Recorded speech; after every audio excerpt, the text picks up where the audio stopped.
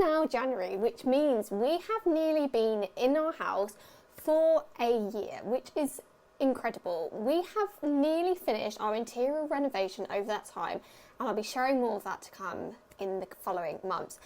But we are now ready to start our outdoor project, which is our garden and the exterior of the house. There is a ton of work to be done, and you wouldn't really know, but we have already done a lot of work to this garden. So backstory, when we moved in, this garden probably hadn't been touched for over 5 years, and it had been vacant for over a year. So it was completely overgrown and it's just not been tended to for a really, really long time. Now we actually have an apple tree as well. So we really enjoyed that last year, and I've only just finished eating apple crumble now, as you can imagine. But we are now ready to get into the garden and transform it ready for spring. And we will be doing it on a budget, and it's something I'm going to be sharing with you. I'm going to do a few parts to this vlog so you can see exactly what we do in this garden and everything we've used, how much everything has cost. So if you're looking to get your garden ready for the summer, then hopefully it will inspire you as well. But I'm so excited for this transformation. We are also going to be getting started with pulling our porch down.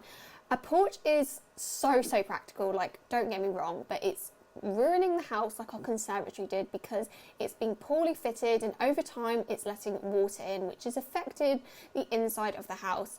And I think it's going to give us a little bit more light in our hallway when it comes down as well. And we will be doing that ourselves, so you'll be seeing that in the video. But yeah, I just think let's jump in. I'll show you the garden, show you where we are now. I'll explain everything and kind of a little bit of a plan, and then we will get started. So this was on the second day we'd moved in. Hello, Pappy.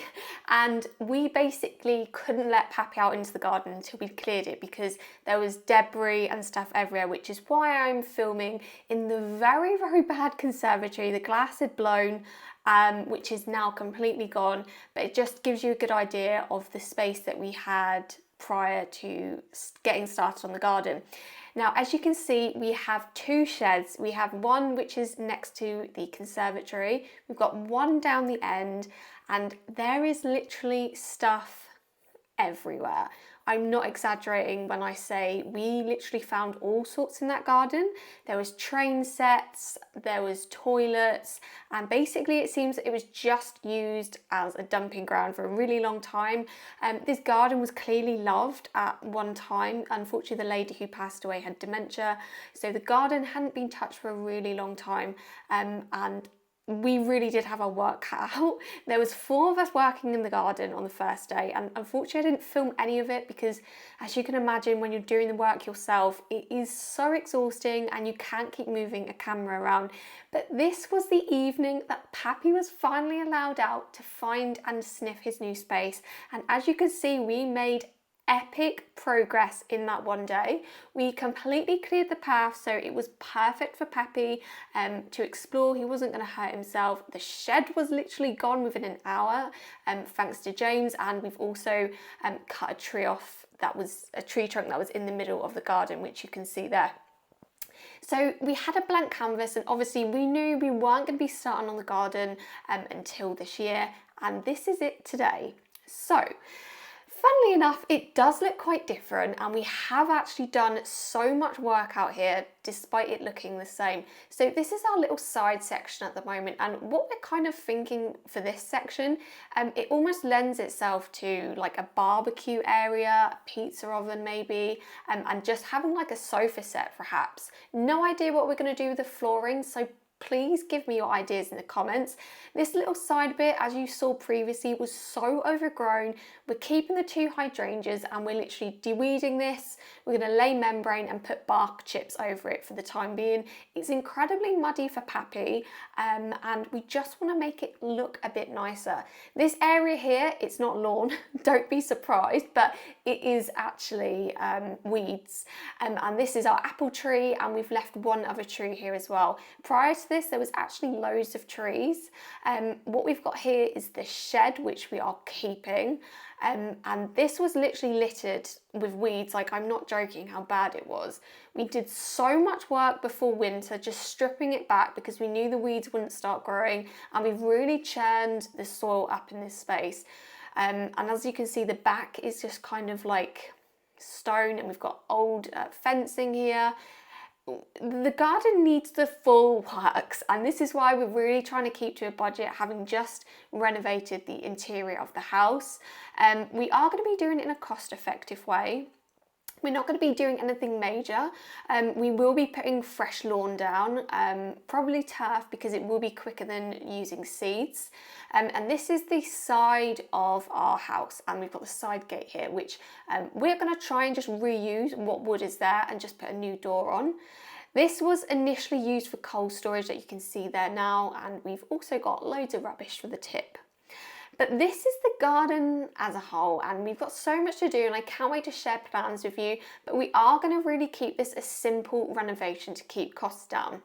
The first thing we wanted to do, as I said, was getting this area ready for bark, and then eventually we'll have some potted plants here. So I was just churning the soil up here so we could get it flat for laying the bark, and also just taking out any last minute weeds, because we really don't want those going through the membrane. Membrane is one of the best things to put down on patches like this because it obviously stops the weeds from growing. It's actually not something I've used before, so we're hoping it works. This was concrete at the end, but we want some continuity, so that was me just clearing the path ready for that to go in. And then this was it ready. It was all levelled out as best as we can. Obviously we're not laying concrete, it doesn't need to be perfect. And this is the membrane sheeting. So we picked this up from Wix, and I believe it was around £15. We do get a trade discount there, and I would really recommend it if you can get that. It's 10%, but it does make a difference. And this is just us cutting to size the areas to go down. Now, when we do have some offcuts from this, don't chuck them away if you do something similar, because you can always reuse them in other areas that maybe have a little bit more of a complicated fit. Membrane's really easy to fit into soil. Like, you can get pegs, and you can get the darts that you'll see in a minute, and it's really simple to secure, but obviously just make sure it's cut back to size.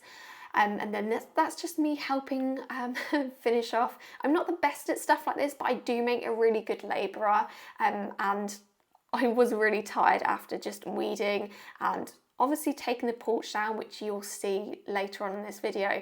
And once that was all done, we put some wood bark chippings down. We also picked these up from Wix. They're £12 a bag, so as you can imagine, the price will quickly increase depending on how many you got. And of course, do you think we got enough bags?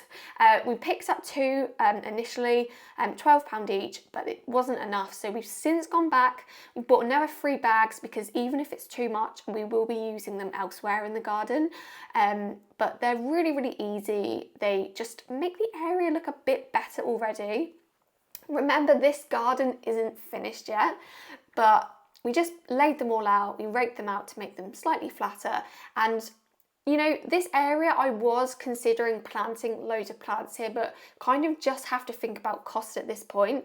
And in the corner where you can see all the pebbles and the rocks, we're obviously going to be doing our own fencing at a later date, and we will add loads of potted plants. We've got loads of pots hanging about, so we can kind of make the area look that little bit better. And that was hey presto. So after that, this same weekend, we were ripping the porch down. And as you can see, this is our front garden situation. It's, yeah, let's not talk about it. It's a real mess, to be honest. And even our neighbour said that the house looks so much better with the porch down. And I totally agree, but obviously it's one of those things. It was so practical, I'm missing it, but from a visual point of view, it looks so much better. And I think, and unless you're able to build a porch as kind of an extension, to kind of look continuous with your house, it's really difficult because it just ends up sticking out like a sore thumb.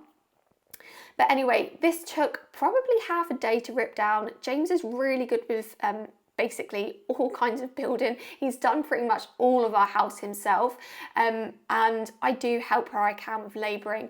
And then this is the front. Obviously you can see there's a big hydrangea bush. We've actually got two out the front, but where we're taking this porch down, the hydrangea bush is literally in the front of the door. So I had to start kind of cutting it down just to make sure we could actually get the conservatory out without being poked in the eye or God knows where.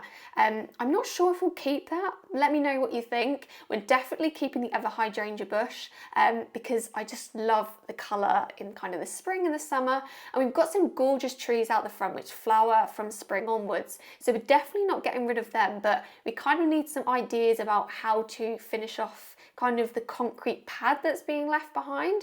And I'll obviously show you that once we've finished taking the porch down, but this was such back-breaking work. Like, I don't know how James does it, but we've already taken everything to the tip and kind of got rid of most of it because you are left with a lot of rubbish and it's big stuff. So we have been able to cut it down and fit it into the car, which is good.